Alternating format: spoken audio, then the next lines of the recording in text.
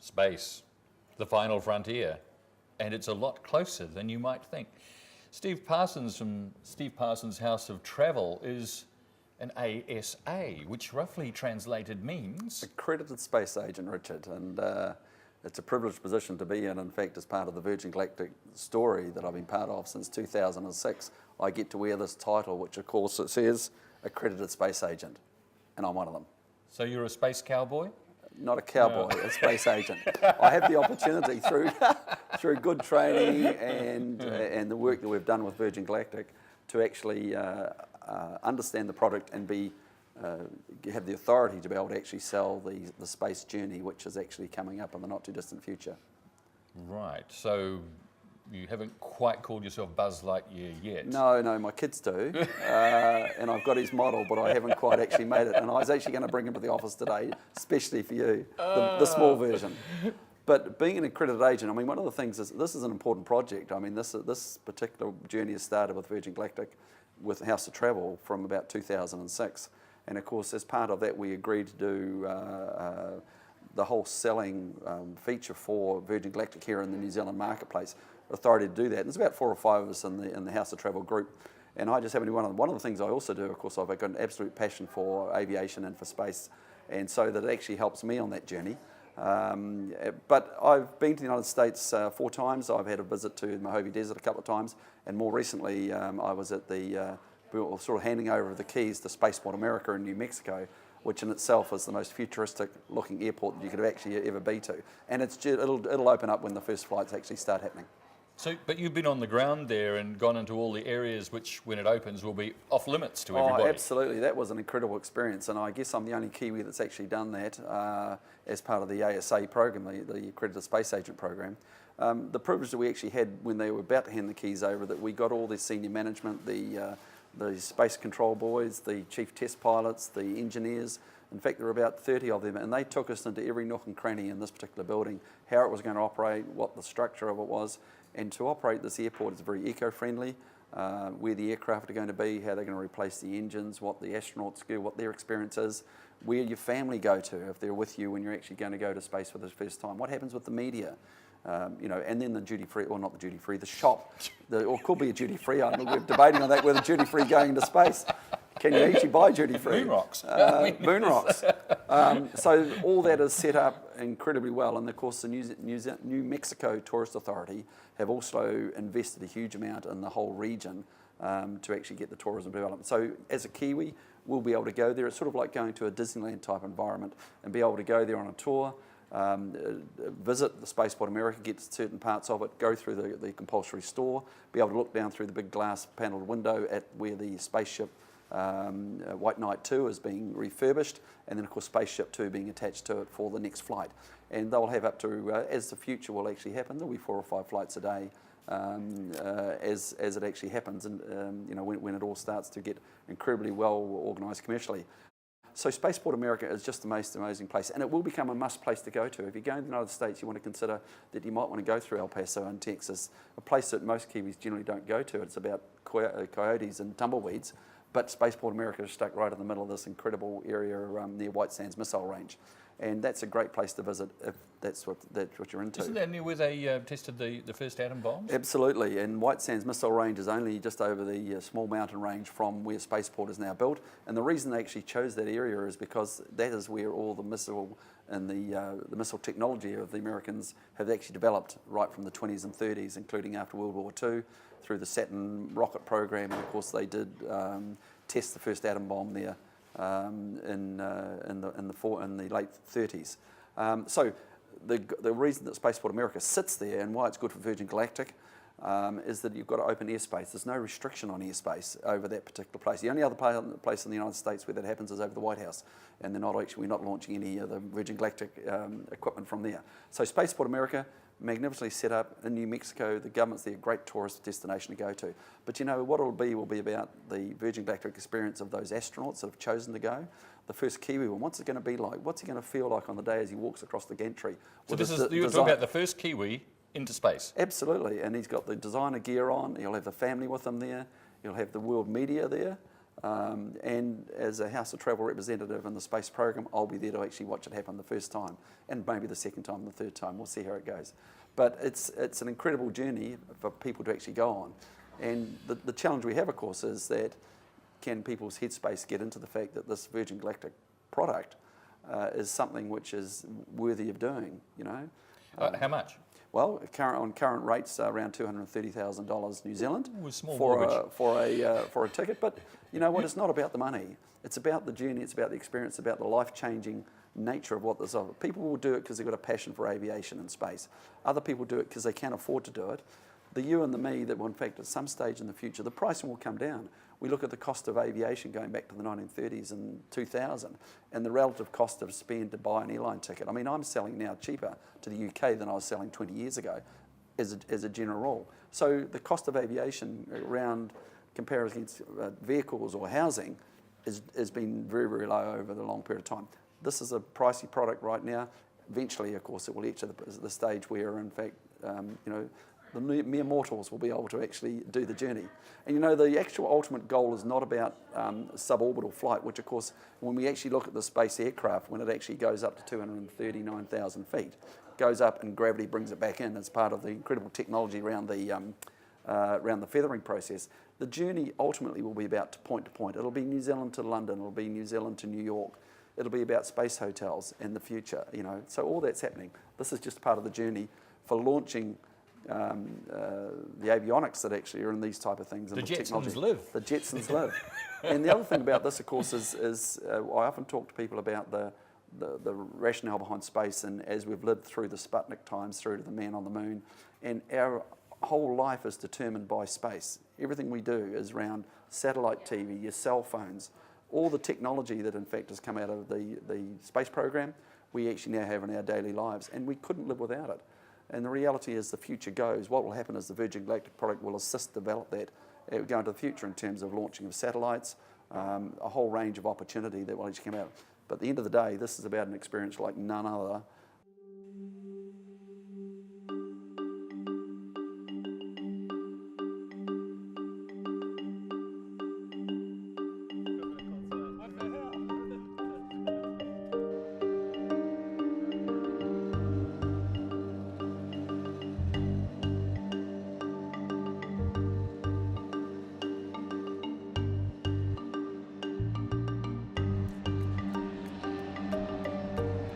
Eight and a half years ago, when we embarked on this program, I would never have thought that it was going to take us 8.5 years to reach this milestone. And I think it just proves just how difficult rocket science really is.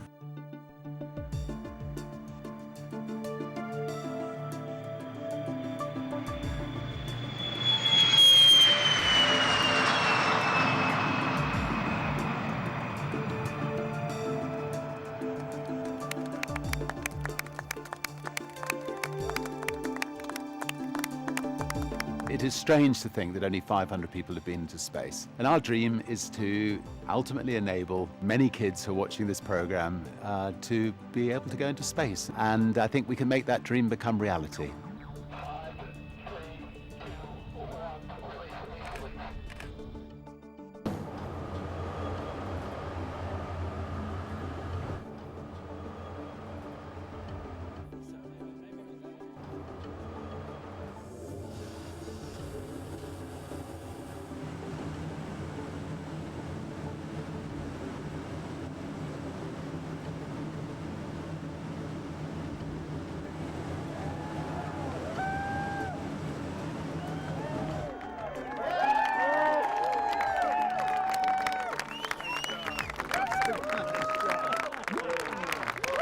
Today we achieved a huge milestone for the company, which was that we broke the speed of sound and we had our first powered flight, and the team is just incredibly jazzed. We are now off to the races in terms of powered flight. So this was the first powered flight. We'll have a few more this year as we extend the burn times and as we approach our first space flight, and then what comes after that is commercial service.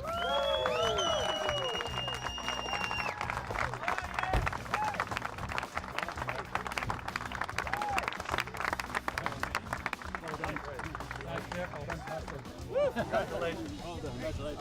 Another milestone. Huh? Fantastic. Yeah. And now we'll be ramping up the building of spaceships. We'll be ramping up the building of motherships. We'll be ramping up the building of rockets. It's going to be the start of a whole new era of space travel. It's going to be tremendously exciting. Everything's possible, I think, after today.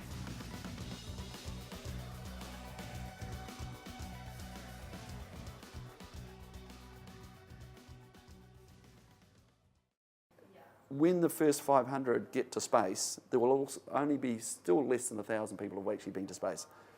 In the context of the world population, it's just amazing. That's a mere, it's a micron, it's isn't it? phenomenal. A micron of the population. And the other thing about space technology is, of course, it's about what's good for us as humans. There'll be developments which will come out of programs like this, which will be good for our livelihood, our life. And you've got to look at what's actually been developed historically through the space programs that we actually now have in everyday occurrence in our hospitals and so on. So there'll be some developments, I'm sure, that'll come out of this for the future. Right now, you have the ability to be able to book on a Virgin Galactic journey with me at Steve Parsons House of Travel, and I can get you to space, and you can change your life. So what does your 230-odd thousand buckaroos buy you? You get me. And I go with you on that. Cheap at half the price. Absolutely. The reality is that you actually get the full journey. I mean, there's a lot of experiences happening with our Virgin Galactic astronauts right now, prior to them even actually being there, which might be next year, the year after. They're part of the Virgin family. They get invitations from Sir Richard Branson to go and visit maybe his Necker Island resort. There are events happening around the world that they will get invited to. And we've actually had some of our astronauts out of New Zealand go to actually New Mexico to actually visit with the port and actually understand what's going on. We actually also have done the health side of it has to be looked at, and there's work done with the astronauts around the centrifuge type training and can your body handle what's going on. Virgin Galactic take care of that. So it's a journey right now from making the decision right through to an actual fact when the wheels touch down on the runway at the end of it, and then of course your life will have changed forever. And all in a period of how long? well, the actual physical flight is 2.5 hours by the time you take off and back to the Earth. You're up to 50,000 feet. You release at that stage. You'll get a 90-second burn on the rocket engine, and that'll take you up to about 3.5, 4 Gs, and then you'll fly up to the suborbital position of around about 360,000, 370,000 feet. You'll sit there for about 5 minutes, weightless. You'll unbuckle, you'll actually enjoy the experience of the world in a way you've never actually experienced it before. Floating in a most peculiar way. And so that what will happen is you'll get that time, buckle in, and then you come back and glide back to Spaceport America to the adulation of the world. Yes. That's what will actually happen. That's mind-blowing. It is absolutely mind-blowing, and you get in the context of your normal life what that actually means. But you go back to the Wright brothers, what they were doing. You go back to Chuck Yeager and what he did when he actually broke the sound barrier. There's a whole lot of things. Talk about Richard Pearce. We South Canterbury, Timaru. I mean, there's a Kiwi aviator. You look at the history of what we've done. That's where you grew up, wasn't it? It was. In fact, I got my pilot license in Timaru when I used to fly over his fields. And so that from that, I'm going to have an interest in space and aviation from a very young age. We all saw the footage of the man on the moon. And I've followed space technology with a passion over a large number of years. This is just the next evolution of it, and I'm privileged enough to be in my job role at the House of Travel that I can actually do that and take people on the journey. And you've had a personal one-on-one with Sir Richard. Yes, I had the pleasure of meeting Sir Richard Branson a year ago. We had a meeting with our accredited space agents in New Zealand with him, along with some of the astronauts were able to make along. So he importantly wanted to meet the astronauts, because that's what it's all about. It's about the customer experience. And people needed to meet him to understand what it is, his vision and his dream, in conjunction with the Virgin Galactic brand, as to where it's actually going to, what it is. And when you get alongside an icon person like that in our lifetime, you can only but absorb the enthusiasm and the passion and the vision for what he's actually trying to achieve. And so it's been actually quite an incredible experience. He's been to Spaceport America, he's done all the visits, and just recently, of course, we actually had the first drop and burn of the Spaceship 2. Went for 16 seconds, got to over 1.2 Mach in terms of speed, and then we'll get eventually through the test program later in this year, and Virgin Galactic will determine that. They'll determine the time, determine the safety issues, and then we'll see when the first commercial flight will actually happen. But it is in our lifetime. It's happening now. It'll be really, really short in the near future, and it's an exciting prospect. And it's interesting enough because this year is the 110th anniversary of the Wright brothers' first flight. One of the things I've often said is that, interesting, the Wright brothers, when they actually first flew, their very first flight, Yeah. the very first one they got off the deck, they actually flew for 12 seconds and they got 120 metres. You know, Right. 110 years later, here we are taking potential passengers to space, be it for a 2.5-hour journey or 5 minutes in space. What's going to happen in 50 years or 100 years from now? What are the opportunities? What are our kids going to be able to do? You know, what are they doing now? What are they learning in their schooling days? What is the technology going to drive for them to be able to take advantage of what space actually will deliver for the future? Which there are things that haven't even been created yet, which will happen beyond our lifetimes. But right now, we actually have to live with the experience of Virgin Galactic, and as I say, we're in a position with House of Travel being able to actually do that and enjoy the journey. I'm able to stand on the runway and actually say that I was part of that. I've actually got part of the runway. I've got a core sample, which is interesting. That just by the by. Goodness me.